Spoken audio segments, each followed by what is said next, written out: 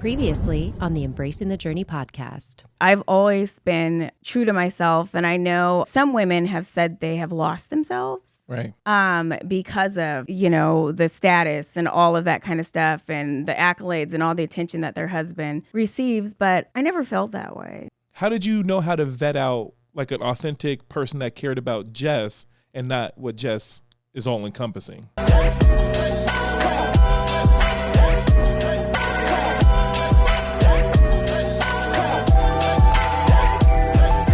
Has there been times where the marriage has been so shaky that you're like, I don't know if I can do this? Probably the only time. I think it's normal for people to be like occasionally like, ugh, I can't do this anymore. I don't want to do this, whatever. And it may not even necessarily be because of the partner. It could be just how they deal with difficult situations, right? And sometimes your first instinct is to run. Mm-hmm. But I try not to. I try not to do that and think that way. But our marriage has never really been super, super shaky. It just really hasn't. I don't know. I don't know if that's normal or not, but it just hasn't. It hasn't. Do you think that how you discipline your kids as a mother is different than how he disciplines the kids as a father? Or are you guys kind of in the background, like discipline looks the same across the board? I told you, we are both pushovers. I need to grow up in your house. I know. I needed to grow up in my house. Are you kidding me? Discipline. We do butt heads about discipline. Sometimes he'll be like, you can't have that. And I'll be like, come on, which you're not supposed to do, right? You're always supposed to be on the same page. No, you know what? You're not always supposed to be on the same page. Sometimes things are meant to be challenged just so maybe he can see a different perspective or I can see a different perspective as to why I feel like they should have that. But we're both flailing. We're just trying to tread water, stay above water. So we probably should discipline our kids more. But we don't because I don't know. It's working. It's working for us. It doesn't work for everybody, but it works for us. So yeah, we do kind of butt heads sometimes about that, but nothing major. No, from the times that I've met your kids, they're respectful, they're nice. There's just like, I feel like getting married and having kids right now is like a trend, right? We're like, I'm just about to turn 38 next month. Congratulations to me. I know. Congratulations. You're old. Damn. Sorry. I knew that day was coming. Just kidding. But it seems like everybody my age, and maybe a little bit older, that got married out of college and had kids are no longer with those same individuals. And, for a person that's been married 16 years and has kids and has like the healthy relationship and healthy marriage, like what would you say has been your success to keep you and your husband together? Well, first, it's a want to be together, and it's a want to work through any obstacle to be together. But there really isn't a secret. But one thing is we're best friends. We started off as friends, and we're best friends, and we can laugh together and have inside jokes together, and we try different things together. Like we were into hiking, we were into skating, we were into all this kind of stuff, and we do it together. And also, we've grown together. We have. Some people, like you said, that have been with their ex since college, sometimes they grow apart, right? But we grew together and we really learned together. And I always tell people when we first got married, I don't even know if we really truly knew each other or really truly knew what love was. But throughout our journey, we have grown closer and closer and really defined what love looks like for us and what it is. So yeah. That's awesome. Does mommy and daddy fight in front of the kids? Okay. Well, first, it is healthy to fight in front of your kids so they can see you then resolve the conflict. We don't fight in front of the kids, but we'll get at each other. Right. Yeah. And they will kind of get the feeling that, somebody's annoyed in this situation. But we don't fight in front of the kids, and we really don't fight that often. So we're perfect. No, I'm kidding. There has to be some truth to all of this. I mean, but no, we're us being perfect. That's the absolute truth. Yeah. But so we don't fight in front of the kids. But again, I think it is okay not to like start fist fighting and stuff, but to show your kids we can fight and be mad at each other, but we still love each other and we make up and we move on. Right. We're going to take a quick commercial break. We'll be right back. Unstoppable. What makes you different makes you great. Embrace your punch. All right, everybody. Welcome back to Embracing the Journey podcast. We're here with Jessica Trufant. So, we're at the tail end of this podcast, and I still have questions, okay? I don't know if they can pick it up on the camera, but like your skin's glowing, your hair's done, nails done, everything.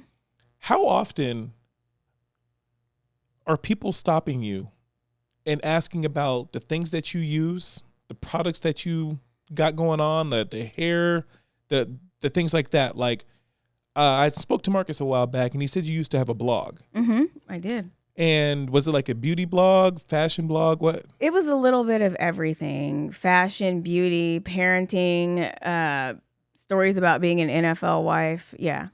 And lifestyle blog. Yeah. So talk to us about that. What's the inspiration behind? Because like I know when you go out in public, like it looks different for a guy than it does for a woman, I'm assuming. But like you look well put together, right? I am. What? What's the inspiration? Yeah, what's the inspiration behind that? Because like you have the family, you have the husband, you have the love, everything that you would need to feel whole. Like, why go the extra mile to look the way that you do? Is it like I'm gonna let you do that? It's innate. It's just who I am. I know that I can be a lot for people. Or wait, hold on. What do you mean by that?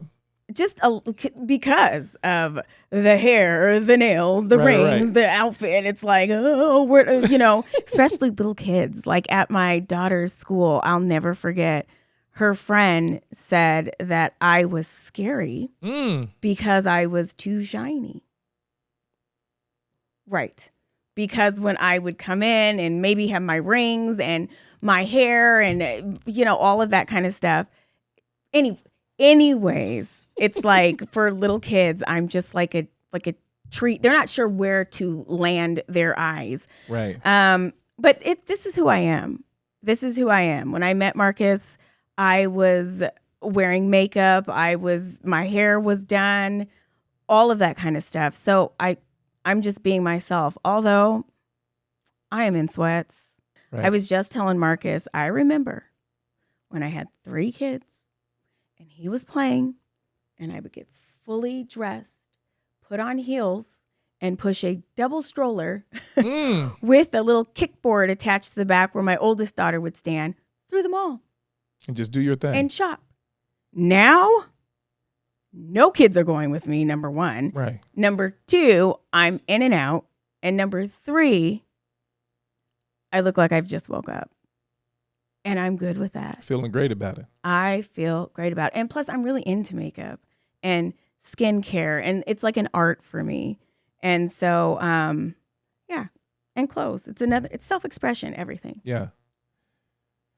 Do any of your kids take after you with like the clothes, the makeup, the hair, the rings, and things like that? Whew. These girls, like from my 10-year-old to my 18-year-old, in the mornings, it is mascara, foundation, jewelry. Mom, can you put my necklace on? Mom, this, that. I mean, it is. I thought I was high maintenance and I took a long time. These girls take forever to get ready. It's primping the hair. It's doing all that kind of stuff. But I am the most extra. I'm more extra than my kids. Really? Yes. And Kennedy is the most like me personality-wise, but And where not. does she fall? She's the third. Okay. And not even Kennedy is as extra as I am. Mm. And I'm just coming to realize this. Like now that's lonely. I'm on an extra island by myself in those regards. But yeah.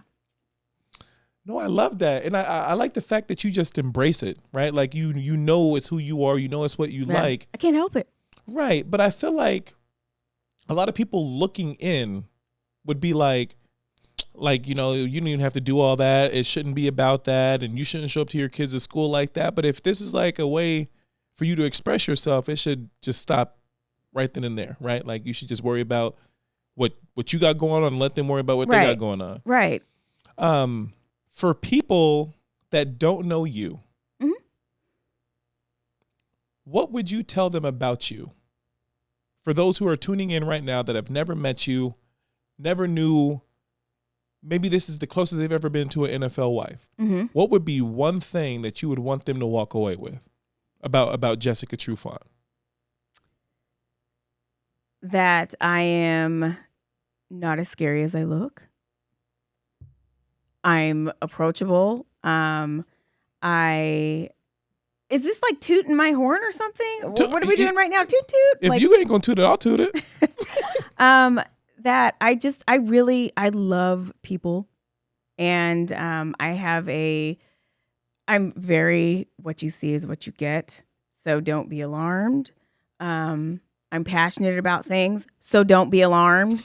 I'm not the angry black woman. I'm just passionate. Right. So yeah, just that kind of stuff that I'm fun. Right. I'm fun. Toot toot. I'm fun. So you and Marcus have a podcast. Tell me a little bit about that and what we can expect when we tune in.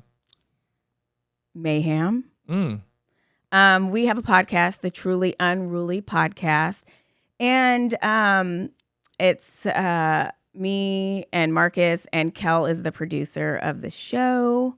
And of course, Dylan on camera and all that kind of stuff in the background. It's a little bit of everything. It's kind of a lifestyle podcast. And we address, parenting, relationships. We even take people's emails, and we're kind of hood therapists and stuff like that. So it's just it's fun. It's a fun extension of Marcus and I. One last question before I let you go. I know you're busy. What are some goals that you have for yourself for 2024? What are things that you want to accomplish and things that you're looking forward to? Well, Marcus and I have talked about this. I need to say no more because I am a doer, and I love to do for people and my kids and put myself in situations where I'm super stressed out because I volunteered to take on all this stuff, right? So saying no, even to our kids, That's which is going to be hard. Yeah.